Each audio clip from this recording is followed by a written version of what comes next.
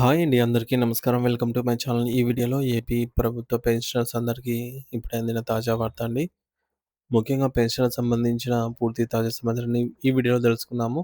Video అయితే ఎక్కడ గాని స్కిప్ చేయకుండా ఎండ్ వరకు చూసేయండి. అప్పుడే ఇన్ఫర్మేషన్ పూర్తిగా అర్థమవుతుంది. అలాగే వీడియో చూస్తున్న ప్రతి ఒక్కరు లైక్ చేయండి ఫ్రెండ్స్. ఈ వీడియోని తోటి పెన్షనర్ మిత్రులతో అయితే షేర్ చేయండి. కొత్తగా మన ఛానల్ చూస్తున్నవారు ఇంకా ఎవరైనా సబ్స్క్రైబ్ చేసుకోకపోతే వెంటనే మన ఛానల్‌ని అయితే సబ్స్క్రైబ్ చేసుకోండి. సబ్స్క్రైబ్ చేసుకోవడం వల్ల నేను చేసే ప్రతి ఒక్క వీడియో మీ వరకు రీచ్ అవుతుంది. ఇక ఆలస్యం చేయకుండా వివరాల్లోకైతే వెళ్ళిపోదాము. ఫ్రెండ్స్ ఇక విషయానికొచ్చినట్లయితే పెన్షనర్ల కమ్యూటేషన్ రికవరీ గురించి అయితే ఈ వీడియోలో తెలుసుకుందాము. హైకోర్టు తీర్పు, దాని పర్యవసానాలు మరియు భవిష్యత్ కార్యాచరణ. ఫ్రెండ్స్ మనందరికీ తెలిసిందే ప్రతి ఒక్కరు ఉద్యోగి ఎవరైనా గానీ పదవి విరమణ చేసేటప్పుడు కమ్యూటేషన్ తీసుకుంటున్నారో, లేదా కమ్యూటేషన్ వద్దనుకుంటున్నారో, ఖచ్చితంగా మన సమాధానాన్ని అయితే తెలియజేయాల్సి ఉంటుంది. సో, కమ్యూటేషన్ తీసుకున్నట్లయితే దానికి తగ్గట్టుగా మనము ఎంత శాతం తీసుకుంటున్నాము, సో, మన బేసిక్ పెన్షన్ మీద 10%కి కమ్యూటేషన్ చేసుకుంటామా? లేదా 20% లేదా గరిష్టంగా 40% వరకు చేసుకునే అవకాశం ఉంది కాబట్టి 40% అయినా గూడా చేసుకోవచ్చనమాట. మన అవసరాన్ని బట్టి మనమైతే తీసుకోవచ్చు. కమ్యూటేషన్ చేసుకోవడం అంటే ఏం కాదండి. జస్ట్ మనము ప్రభుత్వం దగ్గర నుంచి అప్పుగా లోన్ తీసుకున్నట్లే. లోన్ తీసుకొని తిరిగి రీపేమెంట్ చేస్తే ఎలా ప్రాసెసో సేమ్ అదే అనమాట. ఎందుకంటే మనకు కమ్యూటేషన్ అమౌంట్ ఇచ్చే అమౌంట్‌ను ప్రభుత్వం ప్రతి నెల మన యొక్క పెన్షన్‌లోంచి కోత విధిస్తుందనమాట.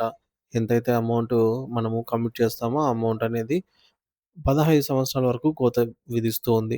యాక్చువల్‌గా మనకు ప్రెజెంట్ వచ్చే కమ్యూటేషన్ అమౌంట్ అనేది 11 11 సంవత్సరాల్లోనే పూర్తిగా అసలు వడ్డీతో సహా తీరిపోతున్నప్పటికీ ప్రభుత్వం 15 సంవత్సరాల పాటు రికవరీ చేస్తుందనమాట అన్యాయంగా.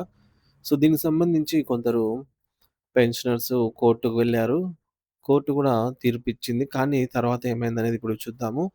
అసలు ఆంధ్రప్రదేశ్ రాష్ట్ర ప్రభుత్వ పెన్షనర్లకు సంబంధించి పెన్షన్ కమ్యూటేషన్ రికవరీ వ్యవస్థపై గౌరవనీయ హైకోర్టు వెలువరించిన తీర్పు తీవ్ర చర్చనీయాంశంగా మారింది.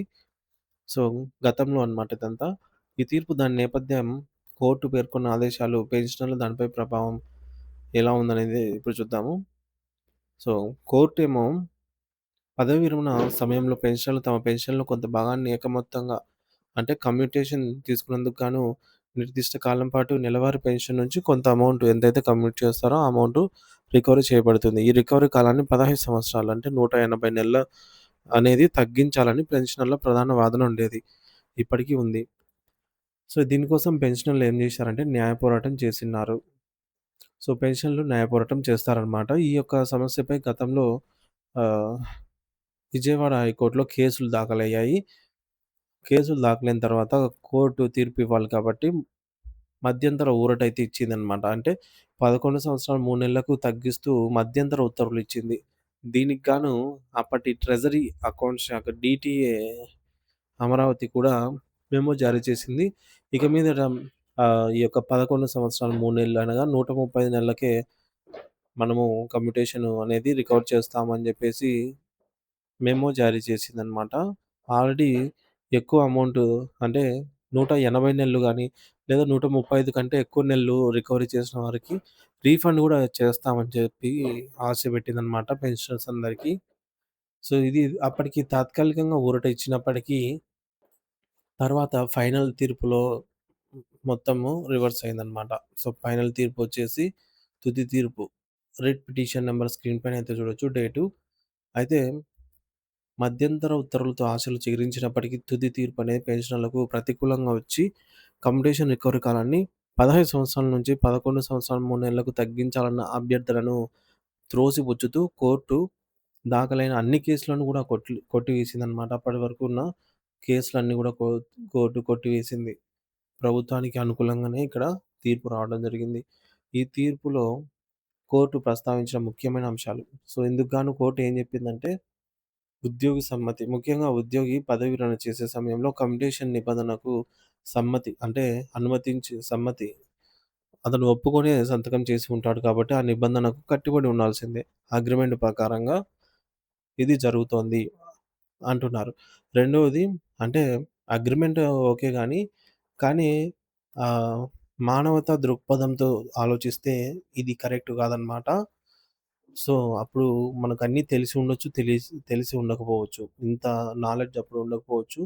ఆ సమయానికి ఒప్పుకొని సంతకం చేసి ఉంటాము కానీ, ఆహ్, దీనిలోని లొసుగులు తర్వాత బయటపడినా గూడా కరెక్ట్ అనిపించుకునేలా ఉంటేనే అది మానవతా దృక్పథంగా ఉన్నట్లే. కరెక్ట్ లేకపోతే అది మానవతా దృక్పథంతో చేసినవి కాదు అనైతే తెలుస్తుంది. ఇక రెండోది కోర్ట్ ఏం జెప్పిందంటే, ఆర్థిక భారం ఒకవేళ 15 సంవత్సరాల రికవరీ కాకముందే సదరు పెన్షనర్ మరణిస్తే, ఆ భారం అనేది ప్రభుత్వము ఆహ్, ఈ విధంగా భారం అధికమవుతుంది.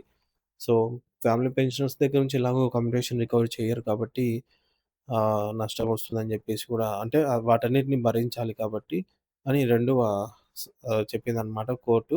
పరిగణలోకి తీసుకుంది. మోర్టాలిటీ రిస్క్ అనేది చెప్పింది. పెన్షనర్స్ మోర్టాలిటీ రిస్క్ అని చెప్పింది. ఇంకా మూడోది వడ్డీ రేట్ల లెక్కింపు కోర్టు పరిధి కాదు అనైతే కోర్టు భావిస్తోంది.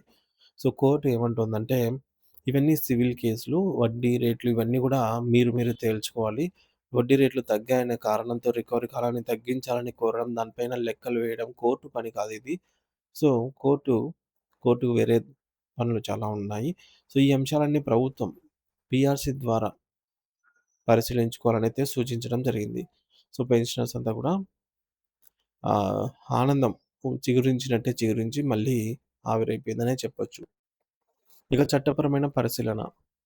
ఆంధ్రప్రదేశ్ సివిల్ పెన్షన్ రూల్స్ 1944 ముఖ్యంగా rule number 18 AP revised pension rules 1980 వివిధ ప్రభుత్వ ఉత్తర్వులు, కేంద్ర ప్రభుత్వ ఉత్తర్వులు, ఇతర రాష్ట్రాల కోర్టు తీర్పులు, పలు కేంద్ర పే కమిషన్ల సిఫార్సులు మరియు వాటిపై కేంద్ర ప్రభుత్వ నిర్ణయాలు, రాష్ట్ర 9వ, 10వ, 11వ పీఆర్‌సీ పే కమిషన్ సిఫార్సులు మరియు ప్రభుత్వ నిబంధనలు, పిటిషనర్ల తరపు న్యాయవాదుల వాదనలు, ప్రభుత్వం సమర్పించిన కౌంటర్ అఫిడవిట్‌లోని అంశాలు ఈ అనేక కోణాలను కోర్టు క్షుణ్ణంగా పరిశీలించింది. 15 సంవత్సరాల కాలము సునిశ్చితమే అని పేర్కొంది. పైన పేర్కొన్న అంశాలన్నిటిని కూడా పరిశీలించిన కోర్టు ఇక మీదట ప్రస్తుతం ఉన్న 15 సంవత్సరాల కమ్యుటేషన్ రికవరీ కాలము సునిశ్చితమైనదే కాబట్టి అని కోర్టు భావించింది.